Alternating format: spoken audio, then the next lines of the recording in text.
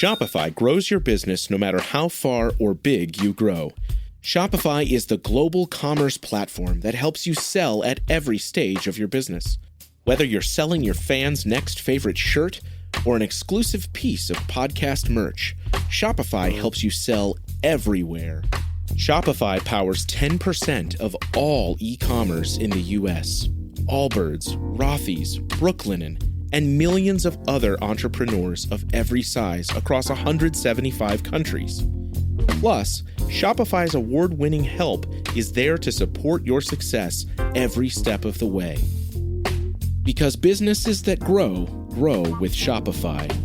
Sign up for a $1 per month trial period at shopify.com/income, all lowercase. Go to shopify.com/income now to grow your business, no matter what stage you're in.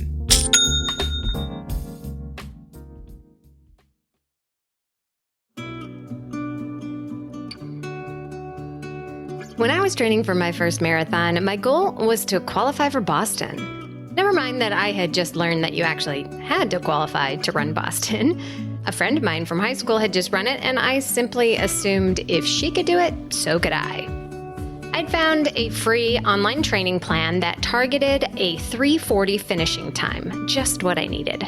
I figured if I just followed the plan, I'd get the result it promised. I mean, it's like following a recipe, right? Put in the right ingredients, follow the instructions, and at the end, you get a cake. Well, if you've ever seen those reality baking shows where the beginning bakers make complete disasters of desserts, you can probably guess how my plan worked out. Now, don't get me wrong, finishing my first marathon on a cold, rainy day on a hilly course in 4:02 is something to be proud of, and I am. But I completely missed the mark between what I thought I could do and reality. Could I have been more realistic in my pace goal? Maybe if I had known what to expect, I could have been able to predict the future a little more clearly. Like, if my future self could have gone back and told me, look, I've seen the future, and I'm sorry, honey, you're being ridiculous.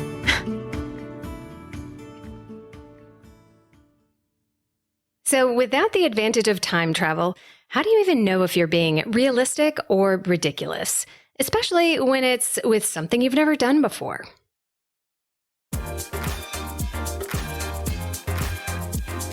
Welcome to The Planet Runner. I'm Coach Claire Bartholic, and my mission is to help you improve your running, your mindset, and your life with science-backed training and plant-based nutrition.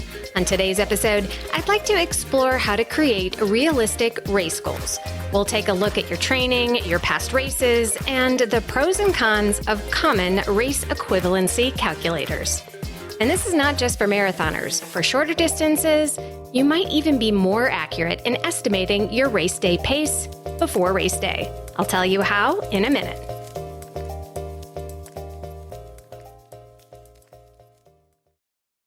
First, I want to share some exciting podcast news, but I'm going to save that to the end of the show. Got to tease you just a little bit. Next, I want to tell you about a new coaching program that's starting soon that I'm super excited about. If you get my weekly newsletter or follow me on Instagram, you might have already heard about it, but I still have a few spots open if you're ready to go. Starting October 3rd, 2022, I'll be coaching a team of runners in a really cool new way. You'll get a custom training schedule created by me with all your running, strength training, mental strength, and more. Plus, you'll be able to get all your training questions answered along the way. And the best part is there's no Facebook groups or Zoom calls. Final Surge, the coaching platform I use, has a dedicated place for groups, which is sort of similar to a Facebook group, where you can ask questions, share training, and build community. And it's right where you're already logging your workouts, so no getting sidetracked logging into social media. And then this is the part that I really cannot wait for. I'm going to create a private podcast just for the team. You'll get exclusive access to the weekly show where I'll take your questions, talk about where you are in your training, bring up topics that are relevant to where you are that week. So instead of suffering through another Zoom call waiting to get your questions answered, you can listen on the run, knowing that your training is on track. I also will have some dedicated office hours each week just for the team. So if you want to ask me something privately that you'd rather not share, I've got you covered. You'll get all of this for as low as $99 a month, and you have the option to go month to month if that fits your budget better. I've only got a few spots left for you to join, and I'd love to coach you. So if you're thinking about it, it's time to get off the fence. Learn more and sign up today at theplantedrunner.com/group. That's theplantedrunner.com/group, and I'll see you on October 3rd.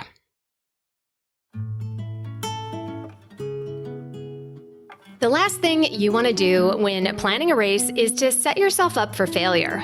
Imagine being on the starting line full of anxious excitement, and about halfway through the race, the wheels fall off the wagon and you're wondering why you make such bad decisions in life. On the other side of the spectrum is being way too conservative.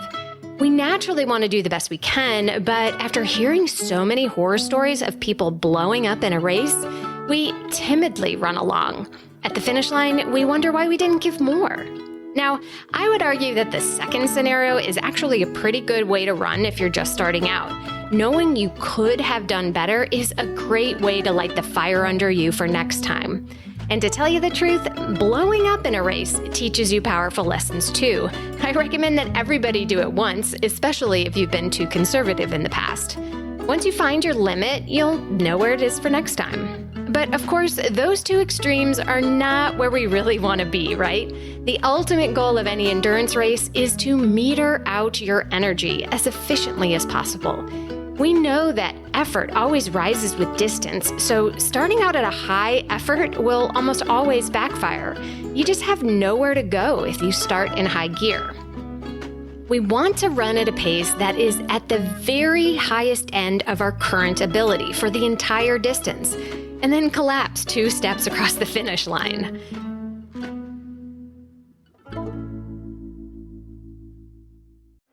Sports stars. They're like superheroes. But they're actually real. Which is why we've made a podcast about them. You see, They've all got a story. but too many of these stories were cut short. Kobe Bryant, Payne Stewart, Flojo, Phil Hughes. Justin Fashanu, We're writing episodes about all of them. and sadly many more. Death of a Sports Star, a new series from Crowd Network. So how do you know what that pace is? If your goal is the marathon or longer, you won't be running the full distance in training, so how can you know what that mysterious pace is? You can't.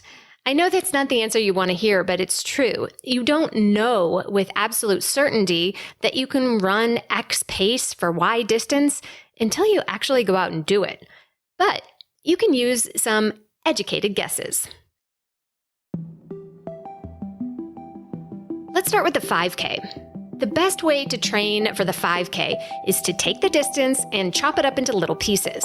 Each week on your speed day, you run those little pieces at the pace you hope to run all 3.1 miles in, with rest breaks in between.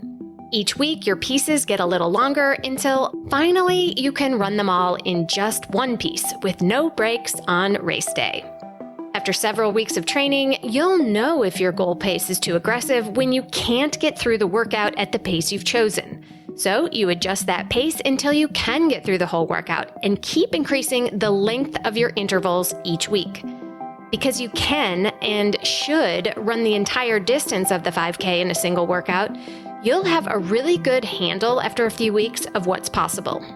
Training for a 10K or 6.2 miles is quite similar.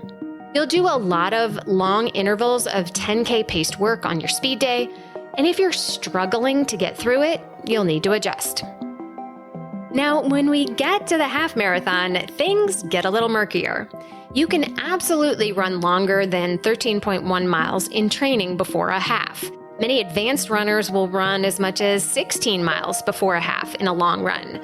But you're not going to chop up the half marathon into little pieces and run at half marathon pace for that long in a single workout. It's far too extreme of a workout. You'll be doing a series of workouts and long runs intended to develop how fast you can run for a half, but you'll not be running the race in training like you can for a 5 or 10K. Same thing for the marathon, but that's even trickier because you're not going to be running 26.2 miles at all in a single run, or at least I don't recommend it. So how do you figure out what's a realistic pace for a half or a full? The first step is being honest with yourself. Are you picking a number that's just an arbitrary round number like 2 hours or 3 hours or 4 hours? Don't feel bad if you are. We all do it. Just remember that those nice round numbers are sort of falsely meaningful. If you have your heart set on breaking 2 hours for the half and you get 2:01, are you really a complete failure? I certainly don't think so. So let's all acknowledge that round number goals are completely silly, yet somehow super motivating at the same time. And if you go ahead and start training like you're already fit enough to race at that silly yet motivating pace, you're highly likely to get injured. Even the best case scenario is that you train too fast, completely missing the main energy systems that you need the most in a long endurance event. This is the hardest concept that I teach. You have to train slow to run fast. Yes, you do need to work hard and run fast at times, but if you train like a sprinter for the marathon, those who train slower but smarter will pass you every time.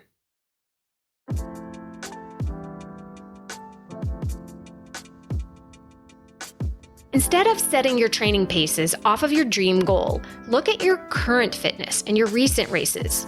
If you haven't raced recently, go sign up for the local 5K and give it all you got. Then you'll at least have some kind of baseline for what your race fitness is, even though it's a completely different distance. If you can't find a race, you can do a time trial where you just pretend you're racing all by yourself. It's definitely harder, so factor that in. Then go plug your time into a race equivalency calculator. Jack Daniels and Macmillan are two good ones. This will magically tell you exactly what you will run at any other race distance. All right, no, it's not magic, and those educated guesses are probably wrong. Here's why.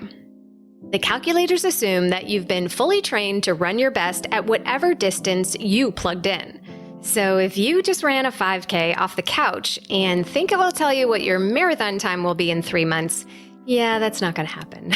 And that's probably a bad idea to begin with. Another scenario is that you could actually be really good at the 5K, but you haven't worked long enough on your endurance and you have no idea what you're doing with fueling and hydration, which are major factors in the marathon. So you'll get a completely unrealistic answer, train too hard, and completely bonk mid-race.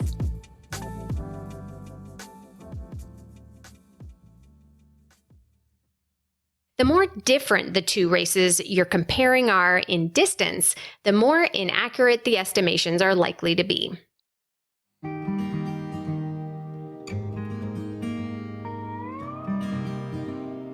Hopefully, if you're training for the marathon, you've at least raced a half. That is a far better piece of intel that we can use to sleuth out your mystery marathon pace. A quick and dirty rule of thumb is that your marathon pace is double your half plus 10 minutes. But of course, rules of thumb are by definition overgeneralizations, so that one probably isn't going to work for you either. Hopefully, it will get you sort of close though. Again, this is also assuming that you've studied and practiced fueling and hydration for the marathon. Messing up those will limit even the most well-trained runner. Okay, so we've gathered an estimate based on some current races and some calculations. What's next? The next step is to go train and see how hard it is. Find a well-made training plan, get a coach, read a running book, and follow the plan that's tailored to your estimate. It should be challenging, but still achievable. Your speed days should be hard, but you are almost never running all out, except maybe at the end or on a few short drills. If you can't meet the paces, need extra rest breaks or extra rest days, or you're getting injured, you are definitely not ready to race at that level just yet. But if you're nailing the paces, the mileage, the volume, getting good sleep, recovery, and fuel, those are very good signs that you're on the right track. Yes, all training at times will make you tired, but you should not feel exhausted all the time. Now, if you're trying to figure out your race pace for a race that you've never done before, you can use all the fancy calculators in the world, and I've got to tell you, it's a crapshoot. I mean, is there anything in life that you can accurately predict the outcome of when you have never experienced anything like it? Not really. So give yourself a mulligan on the first one, especially the marathon. Train hard and, of course, do your best, but this should be a reconnaissance mission more than anything else. You're gathering intelligence for your future self who is absolutely going to crush it next time. You'll learn from your mistakes and remember everything you did right. No time travel necessary.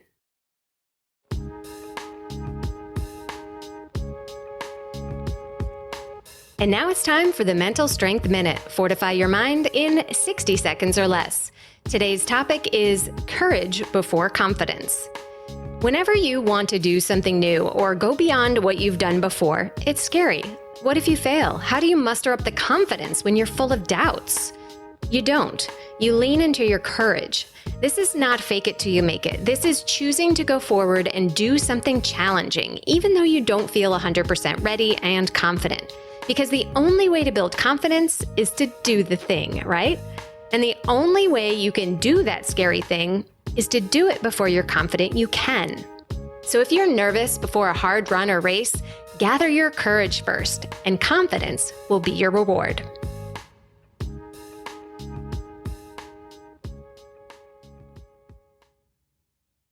As I mentioned at the top of the show, I've got 2 exciting podcast updates to tell you about.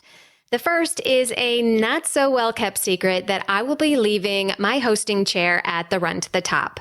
Most of you have listened to me for years on that show, and I deeply appreciate that. I'll be focusing all my efforts here on The Planted Runner, which leads me to my second update. I'll be starting interviews with some of the best people in running right here very soon, along with these solo episodes. So if you've loved The Run to the Top, you won't miss a thing, and I think you'll like it here even better. But I'm biased. The timing of this transition has actually been incredible because the people at the Run to the Top are actually planning a completely new format of the show. So, of course, it's a bittersweet goodbye, but ultimately a win-win for everyone. One more reminder, my new group coaching team begins October 3rd and spots are limited. Grab yours today at theplantedrunner.com/group. Thank you so much for joining me on this episode of The Planted Runner. I plan to keep these episodes ad-free for as long as I can, and I can only do that with your help. Please take a moment to leave a review on Apple Podcasts and Spotify or wherever you get your podcasts and let the world know what you think. This small act of kindness makes a huge impact, especially as the show is starting and gaining traction. If you get value from my work and want to keep this show listener supported, I have a donation option on theplantedrunner.com/podcast. Any amount you can offer helps keep this show running. Pun intended.